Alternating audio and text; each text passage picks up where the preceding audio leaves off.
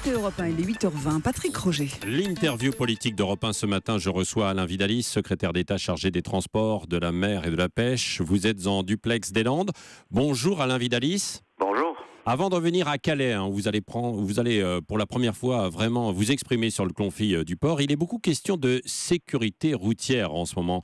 L'une des questions, notamment relancée cette semaine par Ségolène Royal sur Europe 1, c'est la réduction de la vitesse sur les autoroutes à 90 km/h dans la traversée des grandes agglomérations. En tant que ministre des Transports chargé des Transports, vous trouvez que c'est une bonne piste ?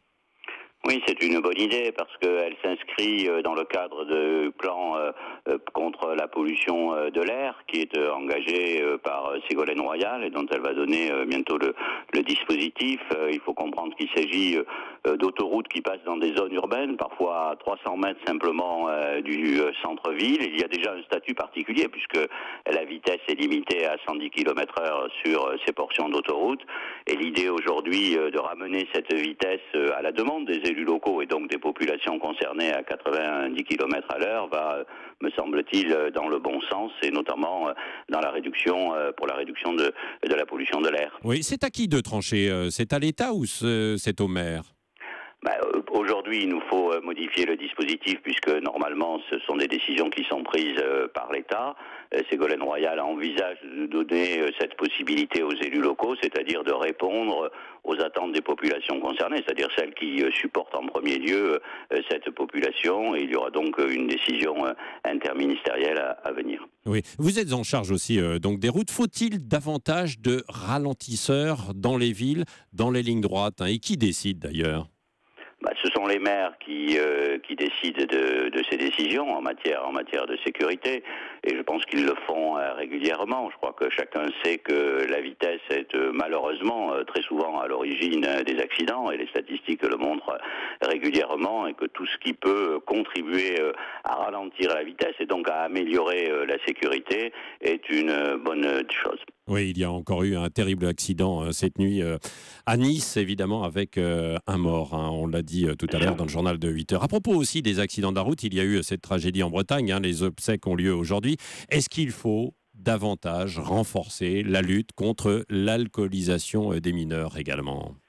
Oui, je pense qu'il y a aujourd'hui une prise de conscience qui est très forte. Statistiquement, les choses vont plutôt dans le bon sens. La réduction du nombre des tués sur les routes est une constante maintenant depuis une dizaine d'années. Tous les gouvernements ont travaillé en ce sens, mais lorsque survient un drame de cette ampleur, cela nous rappelle que ce travail n'est jamais terminé et qu'il faut toujours continuer l'action avec deux objectifs. D'une part, la répression, et ça a été le sens de la diminution notamment à 0,2 du taux d'alcoolisation acceptable, et puis surtout d'essayer de continuer la pédagogie, toujours la pédagogie, expliquer les dangers de la route, mieux former les jeunes conducteurs, et puis que le rôle de toute la société, pas simplement du gouvernement, mais aussi des parents, des éducateurs, soit sans cesse de rappeler que la route, elle est dangereuse et qu'il faut toujours être extrêmement vigilant. Je pense que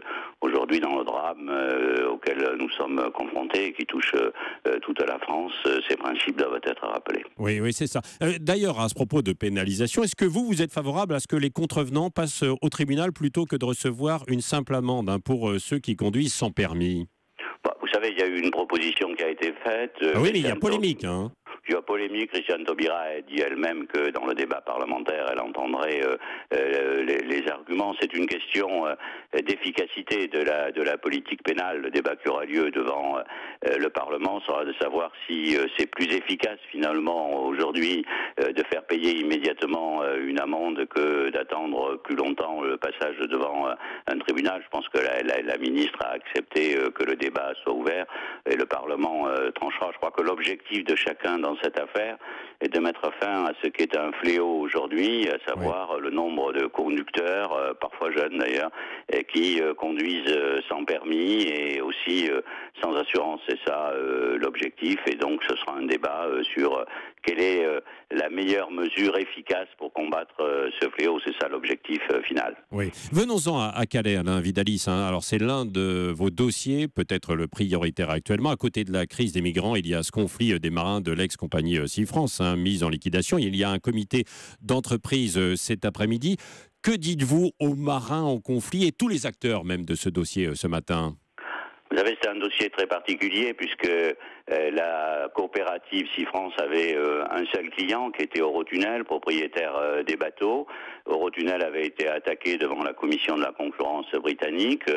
Une décision favorable est intervenue devant la cour d'appel de Londres et malgré ça, Eurotunnel, qui est une société cotée en bourse et dont l'État n'est pas actionnaire, a décidé de vendre 2 de ses bateaux à une autre société concurrente d'ailleurs, DFDS, qui intervient déjà sur Calais-Douvres. Oui, et ça ne passe pas forcément auprès de tous les marins grévistes. Mais je les comprends, puisque aujourd'hui ils se retrouvent sans bateau, sans activité et sans employeur au sens du droit du travail, ce qui est une situation tout à fait singulière. Ils n'ont aucun revenu, plus aucun client, ce qui a entraîné la liquidation judiciaire de la coopérative pour pouvoir payer les salaires du mois de juillet et puis que les marins soient indemnisés. Donc tout le travail que j'ai entrepris, c'est d'essayer de mettre en permanence 5 tables rondes consécutives, tous les acteurs, pour essayer de trouver une solution. Nous avons aujourd'hui des propositions de reprise, d'une part 130 salariés par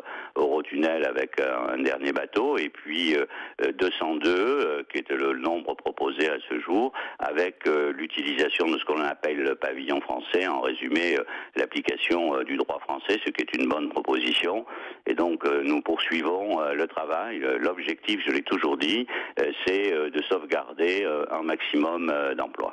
Donc du coup, vous dites aux marins, arrêtez de bloquer, et puis à tous les acteurs, mettez-vous autour de la table et discutez et arrêtez, parce qu'effectivement, ça bloque depuis maintenant plusieurs semaines, quoi.